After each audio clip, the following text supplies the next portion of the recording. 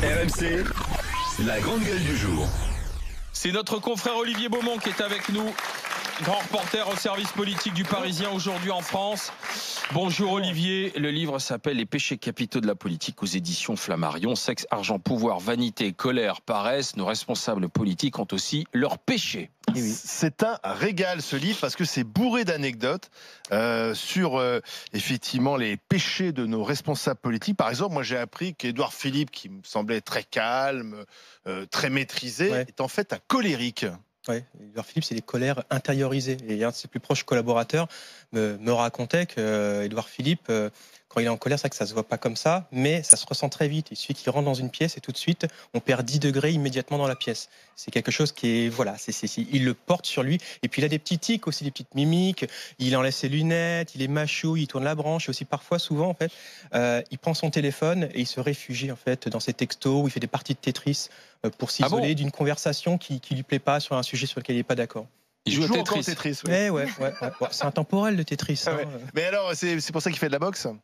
C'est vrai que la boxe, il s'y est mis il n'y a pas si longtemps que ça, en fait, Édouard Philippe. Il s'y est mis il y a 4-5 ans, mais c'est aussi une façon, en effet, pour lui, d'évacuer justement parfois ce trop-plein d'émotions, de colère qu'il intériorise, et c'est une manière, en effet, d'expurger tout ça. Autre défaut, l'avarice. Ouais. Et il y en a plusieurs. Jean-Marie Le Pen, mais aussi François Fillon. Ouais. Alors ils ont vraiment des oursins dans les poches. C'est deux choses différentes. C'est vrai qu'ils ont tous les deux un rapport compliqué avec l'argent. Jean-Marie Le Pen, alors son surnom, c'est Picsou de Montretout, c'est Harpagon. C'est vrai qu'il avait du temps, notamment, où il était président du Front National. Il faisait toujours payer les photocopies, il surveillait les factures téléphoniques. Alors qu'il est très riche. Voilà, faut rappeler quand même, il a hérité d'une fortune à la fin des 70, la fortune Lambert, et il a notamment hérité de cette maison, cette demeure de Montretout. Les factures téléphoniques, il les épluchait, et dès que ça dépassait 10 francs, il demandait des comptes. Et il y a ce côté, il le rappelle tout le temps, Jean-Marie Le Pen, il était pupille de la nation, il a grandi dans un sol en terre battue, et cet aspect, il a toujours peur de manquer un jour, en fait. Alors lui, il dit pas qu'il est radin, il dit qu'il est économe. Il explique que moi, quand je sors d'une pièce et qu'il y a la lumière, j'éteins la lumière, en fait. Et François Fillon n'a pas grandi dans le même contexte. Non, alors François Fillon, c'est plus compliqué que ça. François Fillon, c'est quelqu'un qui aime l'argent et qui, quelque part, a toujours eu le regret, la frustration de ne pas être une grande fortune. Il a toujours... et je me souviens d'une anecdote, on sort de Matignon, donc 2012, et il nous reçoit, on est un petit groupe de journalistes qui l'avions suivi pendant le quinquennat, donc quinquennat Sarkozy, et on a un restaurant en fait, et François Fillon parle très peu aux journalistes, et il avait décidé pour enterrer le quinquennat en fait de recevoir 4-5 journalistes qu'il avait suivis comme ça, une des rares fois en fait où on avait vraiment l'occasion de parler avec lui, et on est dans un petit restaurant au 7e arrondissement, il dit cette phrase un peu dingue, il fait moi j'aurais aimé en fait que Nicolas Sarkozy soit réélu. Alors il dit mais pourquoi ? Parce que pour moi ma vie aurait été plus simple. À l'époque on est en 2012, l'UMP est orpheline, et donc il dit puisque Nicolas Sarkozy a été battu, ça m'oblige à concourir pour la présidence de l'UMP. On connaît la suite avec la guerre avec Fillon. Et surtout, il dit, si moi Sarkozy avait gagné, moi j'aurais fait du fric, j'aurais fait une carrière à la Tony Blair, j'aurais fait des conférences partout à l'étranger, j'aurais eu des collaborateurs.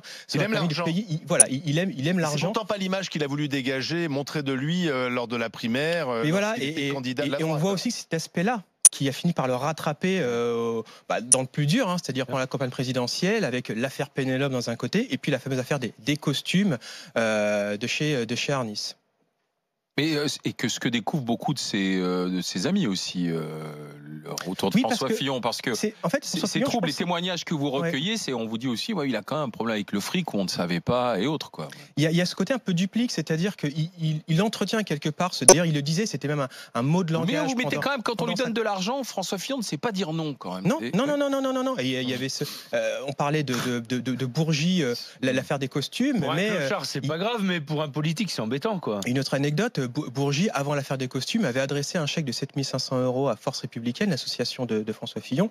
Et quand Force Républicaine reçoit ce chèque, l'assistante le dit à Patrick Stefanini, mais qu'est-ce que je fais de ce chèque et tout ça, c'est quand même Bourgi et tout ça. Ouais. Donc ils en parlent à Fillon, et Fillon leur dit non, mais on l'encaisse. Donc voilà. Et puis à ce côté, il a toujours voulu entretenir ce côté un peu paysan, sartois, tout ça. Et c'est ce qu'on quelque part, j'ai envie de dire que la vie qu'il a aujourd'hui, il a arrêté la politique. Là, pour le coup, il fait de l'argent. Et moi, je l'ai pas revu depuis. Voilà, c'est le plus heureux des hommes depuis qu'il a quitté la politique. Il fait partie de ceux qui quittent la table avant l'addition, en fait. Oui, voilà. Alors ça, je raconte aussi une scène où il y a un déjeuner organisé dans un restaurant du 7e avec plusieurs centristes. Il est question de négociations, de discussions dans le cadre de la primaire. Et à la fin, en fait, le premier à partir, c'est François Fillon. Et du coup, il y avait Patrick Stefanini, son directeur de campagne à l'époque, qui était avec lui. Il se retrouve tout seul. Et là, il y avait donc les centristes, il y avait Chantal Joanneau, Jean-Christophe Lagarde, etc. Et là, du coup, Stefanini finit par régler la note pour tout le monde. Bien sûr, François Fillon ne remboursera jamais Patrick Stefanini de cette copieuse addition. Avant de vous donner la parole dans ce chapitre, avarice et le rapport avec l'argent, parlons du rapport avec l'argent de Jean-Luc Mélenchon, le leader de la France insoumise. Oui, alors ça, c'est vraiment un sujet, dès qu'on lui parle de... C'est tabou presque. Oui, ça lui hérisse le poil. D'ailleurs, tout ce qui est question de transparence, c'est un sujet qui le hérisse. Il a été candidat à l'élection présidentielle, donc tous les candidats ont pour obligation de transmettre leur patrimoine, qui est rendu public, aussi encore aujourd'hui dans le cadre de ses activités de parlementaire. Et il aime pas du tout. Alors, ce qui est très étrange, parce que Jean-Luc Mélenchon, il est pas bling bling. Ça se voit pas comme ça. On lui connaît pas comme ça de goût particulier pour les belles choses et les choses de valeur. Et pendant sa campagne, il faut se souvenir, il y avait cette fameuse veste ouvrier qu'il a portée, qui continue d'ailleurs toujours de porter. Et puis, il a vécu toute sa vie de la politique, Jean-Luc Mélenchon. Il a des décennies de mandats. Il a fait tout. Et c'est vrai que il a un patrimoine immobilier. Il a un patrimoine immobilier qu'il a fait fructifier, qu'il a aussi acheté en partie à l'époque sur les fonds d'IRFM, c'est raconté. Et puis surtout, il n'aime pas la transparence, c'est-à-dire que dès qu'on lui pose des questions là-dessus, il va jusqu'à pousser par l'absurde en s'expliquant notamment sur son blog. On dit voilà, je m'appelle Jean-Luc Mélenchon, je suis Nétan, mon tour de pantalon c'est du 42, mon tour de chemise. Il pousse l'absurde en fait pour dénoncer quelque part cette obligation de transparence qu'on oblige à tous les. Olivier, il n'aime pas la transparence parce que si on regarde de près sa fortune immobilière, en fait, elle s'est faite surtout sur l'explosion des prix à Paris. En fait, il a profité du capitalisme. Il a profité du capitalisme. Oui, non, mais bien sûr. C'est ça qui est pour Jean-Luc Mélenchon. En effet, c'est amusant et c'est le paradoxe. En effet, voilà, c'est le paradoxe. Grâce à ce capitalisme, il est aujourd'hui l'un des propriétaires. D'ailleurs, lors de la dernière campagne présidentielle, c'est lui qui avait le plus beau patrimoine immobilier. Exactement. Oui. D'ailleurs, c'est Monsieur Note de Frais, Jean-Luc Mélenchon, ce qui n'a rien d'illégal. Alors, tout ce qu'on dit là, ça n'a absolument rien d'illégal, en effet, mais il a pour habitude de faire payer, de mettre systématiquement, en fait, quand il y a un déjeuner, de faire en effet une note de frais. Quand il a été conseiller général dans l'Essonne, les mois qui ont suivi la fin de son mandat, il a continué encore. Il a été épinglé à l'époque, mais il a continué de circuler avec une voiture avec chauffeur, alors qu'il n'était plus conseiller général de l'Essonne à l'époque. Donc, en effet, il sait profiter aussi des petits avantages matériels que peut offrir la vie publique. Alors, Thibault Langsat, Didier Giraud, Marianne Soubré. Marianne. Moi, je suis vraiment pas le bon public pour ce genre de livre.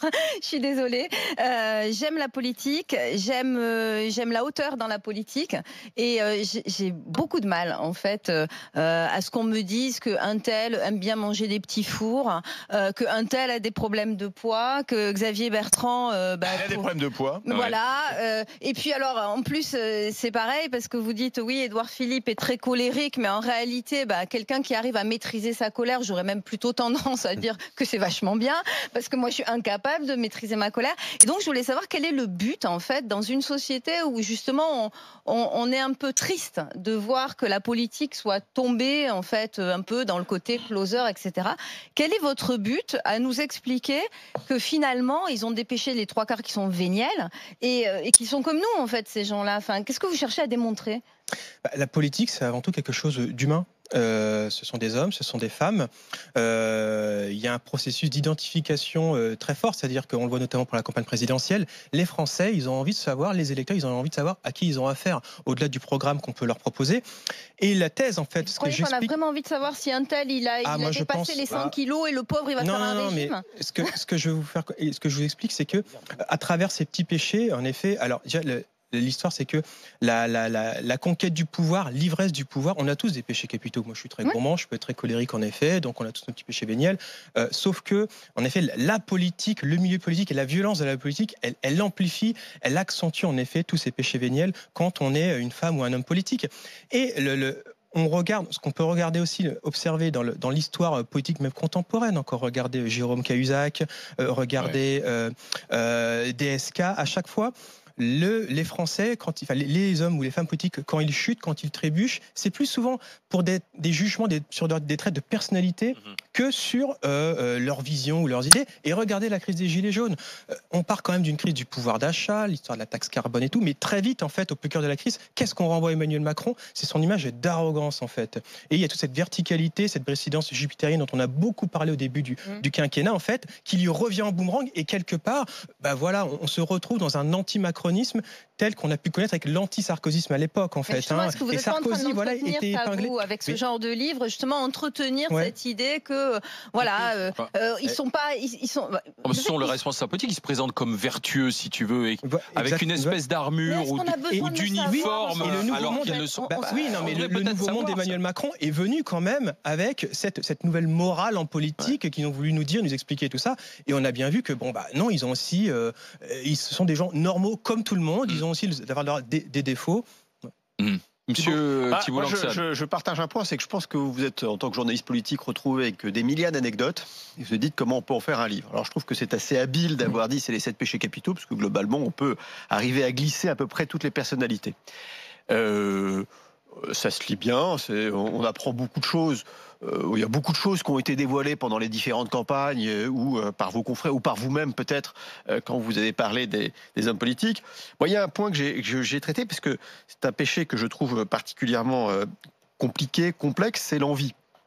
Alors je suis un peu déçu parce que je pense que vous l'avez mal traité sur le fond, l'envie. Alors dites-moi. L'envie, ça dégage de la tristesse.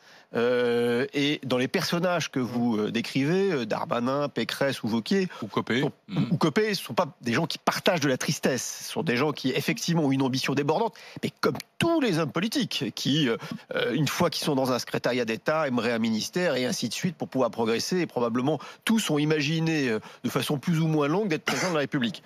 Mais je pense que l'envie, vous le traitez pas. En fait, quand il aurait fallu probablement traiter la jalousie plus que l'envie, même si ce sont des choses totalement différentes. Et je pense que ce chapitre-là, les autres sont assez bien traités, parce que c'est vrai qu'on peut pas se tromper sur la gourmandise, on se trompe pas sur la luxure avec les exemples que vous donnez, sauf que... Et on parlait de sexe un peu aussi. On donne oui, mais ça, on se trompe pas. Non, mais quand même. Après, je pense qu'on aurait lu un peu plus loin, parce que sur la partie de la luxure, vous donnez le nom d'un candidat à l'élection présidentielle, évidemment, tout le monde comprend qui c'est. Est-ce que c'est de la luxure? Attends, de quoi parle-t-on? Parce que là, tout le monde n'a pas lu le livre. Là, en fait, quand on parle d'un candidat à l'élection présidentielle, qui est marié, qui habite dans un département dans la Sarthe et qui globalement a une vie qui est extra-conjugale. En tout cas, c'est ce que j'apprends dans ces on faut faire attention. Ce que je veux dire, c'est que la luxure. Pourquoi non, simplement ça c'est intéressant parce que ça c'est quelque chose qui va vous être reproché. On part tous pour que ça soit de la luxure pour toi. Attendez. Calme-toi Didier. Franchement, on n'est que lundi matin. J'ai pas compris. On parle de luxure. C'est pas la luxure, ça. Sérieusement, on va vous reprocher ça, on va dire. Vous en dites trop pas assez. Ce chapitre sur la luxure, il est par nature pas évident à traiter. Il est assez soft. Je reviens sur plusieurs cas qui ont été rendus publics, en reparlant avec son des protagonistes. J'ai évoqué que Gérald Darmanin, en effet, cette fameuse histoire qu'il avait. Bref. Et il y a ce candidat à l'élection présidentielle, en effet. Alors, il y a quand même des raisons, des explications. Qu'est-ce que vous expliquez sur ce candidat? Alors, ce candidat qui, en fait, a entretenu une relation avec une de ses collaboratrices pendant la campagne présidentielle. En soi, c'est sa vie, c'est pas nos oignons, il fait ce qu'il veut. Sauf que cette personne n'était pas légitime à ce poste. Clairement, de l'avis de tous les autres collaborateurs de la campagne, ça posait un vrai problème parce que elle ne faisait pas le job tel qu'il est raconté. Et puis aussi, il y avait cette crainte perpétuelle, en fait, toutes les semaines que cette relation finisse par être outé dans la presse People ou dans la presse satirique, qui aurait définitivement plombé en effet la campagne de ce candidat. Alors après, il y a quand même des explications de respect de la vie privée, des règles de diffamation aussi qui sont importantes. Alors du coup, est-ce qu'on dit on n'en parle pas? Non, moi je pense quand même qu'il fallait quand même en parler dans ce livre parce que c'est un fait politique et d'expliquer aussi que finalement ce candidat, quand on fait une campagne présidentielle, on doit être à 100%, on doit être concentré et consacré exclusivement à cet engagement qui doit être total. Et non, il y avait ce paramètre en plus qui a fait que ça a vraiment plombé en interne la campagne Thibault de cette personne. Non, pas mais là, je suis pas d'accord avec vous parce que vous pouvez pas mesurer, et je n'en sais rien moi non plus, l'expression de ses sentiments à l'égard de cette collaboratrice. En revanche, on est très très loin. C'est une vraie du histoire d'amour. Carlton, de Dodo la Saumure, et où là, on est dans l'univers de la luxure. On est vraiment Oui, dans mais l'univers de la luxure. c'est une Là, porte ce sont d'entrée. des incartades, C'est pas des une- incartades. c'est une porte quelqu'un qui trompe d'entrée. sa femme. On n'est pas dans la luxure, ou en tout cas pas dans la définition des péchés. Olivier Beaumont, vous restez avec nous. Dans un instant, on parlera de l'orgueil aussi. Et ça, c'est peut-être en politique le pareil. péché ou peut-être le mieux partagé. Les péchés capitaux de la politique aux éditions Flammarion, c'est Olivier Beaumont qui est avec nous. Il est grande gueule du jour. À tout de suite.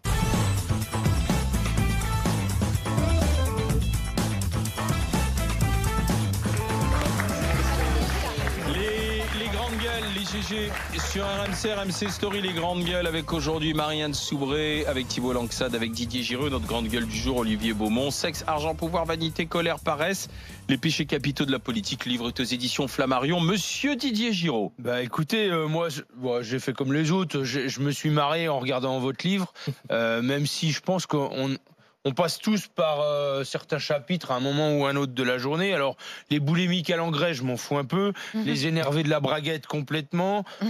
Les rageux incontrôlés, totalement. Par contre, ce qui m'a intéressé, moi, c'est les fainéants patentés, quoi. Ouais. Parce que je trouve que c'est quand même grave en politique, quand on arrive à un certain niveau de responsabilité, d'assumer sa paresse. quoi. Qui sont les feignants Eh là ben, alors, il y a le couple Alliot-Marine Le Pen, il y a François Fillon. Louis Alliot qui sera demain dans les grandes gueules. Voilà, C'est un feignant. enfin, On c'est lui posera clairement la question. expliqué. Il y a notre ami François Fillon qui, du coup, est un peu accumulard là dans le truc. Ne Il rêvait est dans les 12 chapitres, qui, Fillon. quand il allait dans les dom-toms, ne rêvait que de se baigner. Ouais. Et alors, son équipe de campagne, pendant cette sortie, je me souviens parce que j'ai été aussi à La Réunion, ils avaient créé donc un groupe WhatsApp interne pour communiquer entre eux, et donc il avait intitulé Vacances à La Réunion. Voilà. Donc ça, Sympa, quoi. ça résume Est-ce que assez je peux bien me baigner l'ambiance, en effet. Sur le tarmac de l'avion, est-ce que je peux me baigner? Je veux dire, quand t'es en... Ouais, ça fait paraît bizarre. Et puis alors, celui qui m'a le plus agacé, c'est Nicolas Hulot. Expliquez-nous. Oui, alors Hulot, ça a été alors. Ça, j'ai vraiment découvert dans l'enquête, en fait, dans ce livre, parce que donc j'ai fait énormément d'entretiens pour recueillir un peu pas mal d'informations sur. Et très vite, en fait, les gens me parlent de Nicolas Hulot, ils me disent non mais Nicolas Hulot, faut que tu mettes dans la paresse. Je dis, ah bon? Alors, on savait que Nicolas Hulot n'était pas heureux dans ce ministère, il s'en est souvent épanché pendant cette année, un peu plus d'un an de présence à la transition écologique, il n'était pas heureux. Et mais en fait, il n'était pas heureux c'est parce qu'il ne mettait pas les mains aussi dans le cambouis. Et Nicolas Hulot, il est arrivé fatigue en fait. Voilà, les dossiers ça le fatigue. Il nuit arrivait en pensant que sa seule notoriété, le seul fait d'être Nicolas Hulot, ça allait faire bouger les choses. Et ben non, en fait, les dossiers ça le fatigue en effet. Il se plaignait tout le temps en fait que les dossiers s'accumulaient sur son bureau, mais en fait parce qu'il ne les bossait pas. Et on m'a raconté aussi des réunions avec des conseillers techniques, notamment une réunion de préparation concernant le projet de loi sur la suppression des hydrocarbures pour 2040. Il y a une réunion dans la commission à l'Assemblée nationale qui doit avoir lieu quelques jours, et donc il voit ses conseillers techniques pour préparer un peu tout ça. Et au bout de 5 minutes, il leur dit non mais écoutez, on arrête, je comprends rien. Et en fait, eux s'étaient rendu compte qu'il avait absolument pas préparé. Les chiffres en fait, ça l'emmerde. Il y avait eu cette réunion, ce séminaire gouvernemental en fait. qui avait été organisé par Édouard Philippe aussi. C'était tombé un dimanche. Tous les membres du gouvernement sont autour de la table. Il en manque un, Nicolas Hulot. En mot d'excuse, il a dit le dimanche on se repose. Et c'est vrai que Nicolas Hulot, il avait pour principe de partir en général le vendredi midi ou en début d'après-midi en Bretagne à Saint-Lunaire dans sa maison. Il revenait souvent au plus tôt le lundi matin. Et donc il faisait une vraie coupure. Donc on peut dire quelque part c'est bien, c'est sain, c'est oxygéné et tout ça. Oui. Mais non, ça posait un vrai Ça problème. pose un petit Ça posait un vrai problème. Hulot, en fait, la feignasse. pour, C'est Nicolas Hulot, c'est sur son nom, et je citais tout à l'heure pour parler de votre livre, François Baroin. Oui. François Baroin, lui, c'est sur son Oui. talent, sur sa Alors, facilité exactement, aussi. c'est François Baroin, c'est quelque part, voilà, on en a tous un François Baroin dans notre vie, c'est le mec pour qui tout est facile quelque part, et c'est pas un laborieux, et puis il cultive un peu cette image-là, un peu de dilettantisme, souvent une main dans la poche, la clope et tout, mais François Baroin, c'est clairement pas un lefto, et donc Il est où votre ministre? Il dort encore? alors ça c'est ce que disait, on m'a raconté une scène à l'époque où il était au budget, mais Christine Lagarde était la ministre de l'économie et des finances, et donc il y avait une réunion conjointe entre les deux ministères. Et il en manquait un. Il y en a un qui était en retard. Une fois de plus, c'était François Baroin. Et en effet, Christine Lagarde dit à une des collaboratrices de François Baroin, il est où votre ministre? Il est encore en train de dormir. François Baroin, qui avait pour habitude, alors ça c'est les cadres de l'UMP, quand il y avait des réunions le matin, genre vers 10h, il dit c'est le seul qui arrivait avec les cheveux mouillés. Donc on comprend qu'en fait il venait de se réveiller, il venait de prendre sa douche. Et une autre petite habitude aussi qu'il a, c'est que comme il n'est pas du matin, il aime pas faire les matinales, mais des fois il en fait quand même. Et ça lui arrive en fait de se recoucher après. L'orgueil. Oui. Alors, dans le chapitre l'orgueil, Il en faut pour faire de la politique. Oui. Bien sûr, c'est important. il y en a un dont on parle beaucoup en ce moment et qui est persuadé, et ça c'est son orgueil qui lui parle, qu'il a encore un destin, c'est François Hollande. Oui, ouais, François Hollande, qui on le voit, il continue d'envoyer des petites cartes postales en fait à travers les dédicaces de son livre, et on voit qu'il y a une petite vengeance, une petite revanche avec Macron. Il n'a pas digéré en fait cette façon dont quelque part il s'est senti trahi. Et je l'ai vu dans le cadre de ce livre, et je lui ai posé la question parce qu'il donne sa démission en décembre 2016, au moment où Manuel Valls est vraiment sur les starting blocks. Macron n'est pas encore lancé dans la campagne. Enfin, mais est-ce que quelque part il ne donne pas sa démission, il ne se représente pas. Il annonce qu'il ne se exactement, il se représente pas. Tout à fait, parce Ouais. que les circonstances n'étaient pas là. Et là, il me dit non, mais quelque part, c'est sûr que il regrette en fait François Hollande. S'il avait attendu un petit peu, l'histoire n'aurait probablement pas été la même, parce qu'il s'est rendu compte que fin janvier, l'affaire Pénélope avait éclaté pour François Fillon, Emmanuel Macron s'était pas lancé, et tout ça. Le contexte n'est plus du tout le même 2 mois après. Marianne Souvray. Vous rapportez un petit dialogue qui aurait eu lieu entre François Hollande et Emmanuel Macron à propos d'Édouard Philippe. Ouais, Donc le jour de la déjà, passation de pouvoir. Voilà, donc je vais vous laisser le dire, mais je voulais savoir comment vous avez pu avoir en fait ce dialogue-là. Qui vous l'a raconté? Alors ce dialogue, c'est donc le jour de la passation de pouvoir entre François Hollande et Emmanuel Macron. Et François Hollande, à un moment donné, c'est quasiment à la toute fin en fait, juste avant de partir, de rejoindre le perron, il dit à Emmanuel Macron, méfie-toi de lui, il finira par s'affranchir. Puisque Édouard Philippe à l'époque il était envoyé comme le traître, puisqu'il avait quitté LR pour rejoindre Macron, et Macron répond à Hollande, ah non mais il ne me trahira pas, je l'ai sorti du ruisseau, il me doit tout. Et là, Hollande, avec son sens de la formule et l'humour qu'on connaît de lui dit, mais tu sais, le fait de devoir tout n'empêche pas de trahir un jour. Manière de dire, voilà, je suis bien placé pour savoir. Qui me raconte ça? C'est bien sûr les témoins directs de cette scène qui étaient présents au moment de cet échange. Il y avait qui en fait? Parce que j'avais le sentiment pourtant qu'ils étaient que deux. Non, la passation. Il y a eux deux. Il y a un moment où ils sont tous les deux en effet dans le bureau du président. Là, où ils passent le code nucléaire et tout ça. Mais il y a tout un protocole en fait. Il y a l'arrivée où là il y a des témoins. Donc c'est de la première main. Vous êtes sûr que oui. Et donc il y a les plus proches collaborateurs des deux entourages respectifs qui sont témoins de cette scène et qui me l'ont raconté. Orgueil, arrogance, vanité, suffisance, morgue, mépris et prétention. On a dit tout ça de Macron. Oui. Alors il est dans quel chapitre Macron? Il est dans l'orgueil. Il est dans l'orgueil parce que, en effet, j'en parlais il y a quelques minutes, c'est cette image en fait d'arrogance qui, avant même la crise des Gilets jaunes, est très vite venue et montée dans les enquêtes même pendant la campagne de personnalité. Exactement. Mais le principal trait de caractère qui revient quand on interroge les Français sur Emmanuel Macron, c'est cette image d'arrogance. Et puis toute cette succession de phrases malheureuses qu'il a pu avoir entre septembre et puis le début de la crise des Gilets jaunes, sur les Gaulois réfractaires, sur cet horticulteur à qui il conseille d'aller traverser la rue pour trouver un emploi, cette adresse auprès de retraités qu'il croisait sur... Et c'est vrai que ça a renvoyé cette image-là, et qui est aussi incarné le soir du premier tour des élections législatives, où on voit vraiment que parce que Macron, c'est une aventure humaine aussi. C'est-à-dire que c'était tout un groupe, une équipe qui est partie de rien et qui finit par accéder à l'Élysée. Et donc, le soir du premier tour des élections législatives, il a les résultats 1 heure avant et il voit que les chiffres sont très très bons. Ils vont faire un carton au second tour à l'Assemblée nationale. Il va y avoir beaucoup de députés marcheurs. Et donc, il finit par rejoindre toute sa petite équipe au rez-de-chaussée de l'Élysée pour assister à 20h les grands écrans pour voir le résultat officiel. Et là, il y a cette scène en fait qui va marquer plusieurs personnes qui vont être là. Il y en a un qui va dire à Macron, il va lui faire comme ça, il va lui faire putain comme ça, en le tapant sur l'épaule. Mais de dire, on l'a fait, quoi, c'est énorme et tout ça. Et là, Macron va avoir cette réaction. Il va regarder son épaule, il va regarder le type, il va regarder à nouveau, façon de dire, mais qu'est-ce que tu fais là? je suis plus ton pote, je suis président. Et cette scène-là, elle a glacé tous ceux qui étaient dans cette pièce-là. Ils ont compris que là, bon voilà, c'était plus notre pote, c'est Jupiter, c'est le président. Merci Olivier Beaumont. Les péchés capitaux de la politique aux éditions Flammarion à lire, bourré d'anecdotes, parce que finalement, ces responsables politiques, ils sont humains, ils nous ressemblent.